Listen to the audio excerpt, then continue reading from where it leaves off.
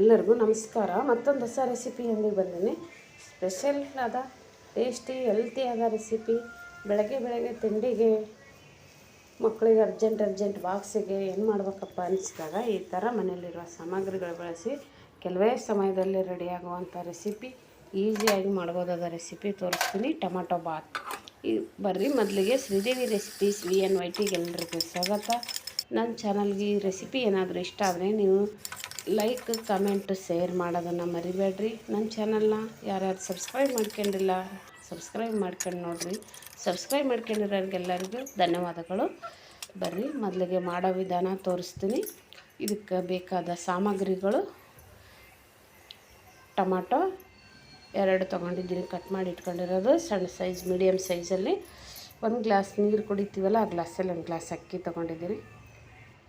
Carrot, ಆಲೂಗಡ್ಡೆ ಸಣ್ಣದಾಗಿ cut ಮಾಡಿ ಇಟ್ಕೊಂಡಿದ್ದೀನಿ. ಉಳ್ಳಾಗಡ್ಡಿನ ಸ್ವಲ್ಪ ಉದ್ದುದ್ದ ಕಟ್ ಮಾಡಿ ಇಟ್ಕೊಂಡಿದ್ದೀನಿ. ಕೊತ್ತಂಬರಿ ಸ್ವಲ್ಪ, ಖಾರದ ಪುಡಿ, ಎಣ್ಣೆ, ಒಗ್ಗರಣೆಗೆ ಜೀರಿಗೆ, ಸಾಸಿವೆ, ಅರಿಶಿನ, ರುಚಿಗೆ ತಕ್ಕಷ್ಟು ಉಪ್ಪು, ಹಸಿ ಕೊಬ್ಬರಿ ಸ್ವಲ್ಪ, ಶುಂಠಿ ಬೆಳ್ಳುಳ್ಳಿ ಪೇಸ್ಟು. ಇವಾಗ ಮಾಡೋ ವಿಧಾನ: ಚಕ್ಕೆ 1 ಪೀಸ್ ತೊಗೊಳ್ತೀನಿ. ನೋಡಿರಿ ಮಾಡೋ ವಿಧಾನ: ಮೊದಲಿಗೆ ಒಂದು ಜಾರ್ ತೊಗೊಂಡು ಅದರಲ್ಲಿ 1 ಪೀಸ್ ಚಕ್ಕೆ ಹಾಕಿ, ಒಂದು ಸ್ವಲ್ಪ ಕೊತ್ತಂಬರಿ ಹಾಕಿ ಇದನ್ನು ಮಿಕ್ಸಿ ಮುಚ್ಚಿಬಿಟ್ಟು ನುಣ್ಣಗೆ ಪೇಸ್ಟ್ ಥರ ಇದನ್ನು ರುಬ್ಕೊಂಬಿಡೋದು. ಇದು ಆ ಕಡೆ ರುಬ್ಕೊಂಡು ಇಟ್ಬಿಡೋಣ.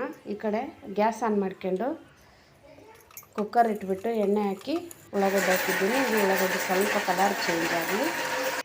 ಇವಾಗ ಸ್ವಲ್ಪ ಕಲರ್ ಚೇಂಜ್ ಆಗಿಂದ ಶುಂಠಿ ಬೆಳ್ಳುಳ್ಳಿ ಪೇಸ್ಟ್ ಹಾಕಿ ಇದು ಎಲ್ಲ ಮಿಕ್ಸ್ ಮಾಡಿ ಎಣ್ಣೆಯಲ್ಲಿ ಅದು ಹಸಿ ವಾಸನೆ ಎಲ್ಲ ಹೋಗ್ಬೇಕಲ್ಲ, ಬೆಳ್ಳುಳ್ಳಿದು ಶುಂಠಿದು ಹಸಿ ವಾಸನೆ ಹೋಗೋವರೆಗೆ ಕೈ ಆಡಿಸಿ.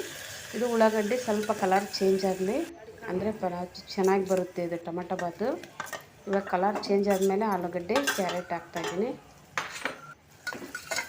ಇದು ಎಲ್ಲ ಕಲಿಸಿ ಇದು ಸ್ವಲ್ಪ ಎಣ್ಣೆಲಿ ಫ್ರೈ ಆಗಲಿ, ಅಂದರೆ ಚೆನ್ನಾಗಿ ಬರುತ್ತೆ. ಇವಾಗ ಇದು ಮಿಕ್ಸಿಲಿ ರುಬ್ಬಿಟ್ಕೊಂಡಿದ್ವಲ್ಲ ಅದನ್ನು ಹಾಕ್ತಾಯಿದ್ದೀನಿ ನೋಡಿ. ಅದು ಹಾಕ್ಬಿಟ್ಟು ಇದು ಸ್ವಲ್ಪ ಎಣ್ಣೆಲಿ ಹಸಿ ವಾಸನೆ ಹೋಗೋವರೆಗೂ ಈ ಥರ ಕೈ ಆಡಿಸ್ರಿ. ಆಮೇಲೆ ಟೊಮಾಟೊ ಹಾಕಿ ಇದನ್ನು ಟೊಮಾಟೊ ಸ್ವಲ್ಪ ಅದು ಉಮ್ಗೊಯ್ಕೋಬೇಕಂತೀವಲ್ಲ, ಸ್ವಲ್ಪ ಕುದಿಬೇಕು. ಸ್ವಲ್ಪ ಉಪ್ಪು ಹಾಕಿಬಿಟ್ಟು ಎಲ್ಲ ಮಿಕ್ಸ್ ಮಾಡಿ ಬಿಟ್ಬಿಡೋಣ.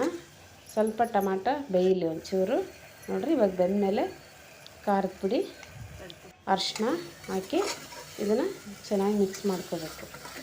ಈ ಥರ ಜಾಸ್ತಿ ಏನು ಮಸಾಲೆ ಇರೋಲ್ಲ. ಇವಾಗ ಅಕ್ಕಿ ಹಾಕಿಬಿಟ್ಟು ಇದನ್ನು ಎಲ್ಲ ಕಲಿಸ್ಬಿಟ್ಟು ನೀರು 1 ಗ್ಲಾಸಿಗೆ 2 ಗ್ಲಾಸಷ್ಟು ನೀರು ಹಾಕಿ ಇವಾಗ ಇದು ಕುಕ್ಕರು ಕ್ಲೋಸ್ ಮಾಡಿ ಇಡೋಣ. ಈ ಥರ ಎಲ್ಲ ಚೆನ್ನಾಗಿ ಇದನ್ನು ಮಿಕ್ಸ್ ಮಾಡ್ಕೋಬೇಕು. ನೋಡಿ ಇಷ್ಟು ಕ್ಲೋಸ್ ಮಾಡಿ ಇಟ್ಬಿಡೋಣ. ಇದು 1-3 ವಿಸಿಲ್ ಬಂದರೆ ಸಾಕು. ಇವಾಗ ರೆಡಿ ಆಯಿತು ನೋಡಿ. ರೈಸ್ ತುಂಬ ಟೇಸ್ಟಿಯಾಗಿದೆ ನೋಡಿರಿ, ಎಷ್ಟು ಚೆನ್ನಾಗಿ ಘಮ ಅಂತ ಇದೆ. ಜಾಸ್ತಿ ಮಸಾಲೆ ಇಲ್ಲದೆ ಮಾಡಿರೋ ಈ ರೈಸು ಮಧ್ಯಾಹ್ನ ಊಟಕ್ಕೆ, ರಾತ್ರಿ ಊಟಕ್ಕೆ, ಬೆಳಗ್ಗೆ ತಿಂಡಿಗೆ, ಬಾಕ್ಸಿಗೆ ಎಲ್ಲದಕ್ಕೂ ಉಪಯೋಗಿಸಬೋದು. ನಾವು ಮಾಡಿರೋ ಈ ರೆಸಿಪಿ ನಿಮ್ಮೆಲ್ಲರಿಗೂ ಇಷ್ಟ ಆಗಿದೆ ಅಂದ್ಕೊಂಡಿದ್ದೀನಿ. ಕಮೆಂಟ್ ಮಾಡಿ. ಧನ್ಯವಾದಗಳು.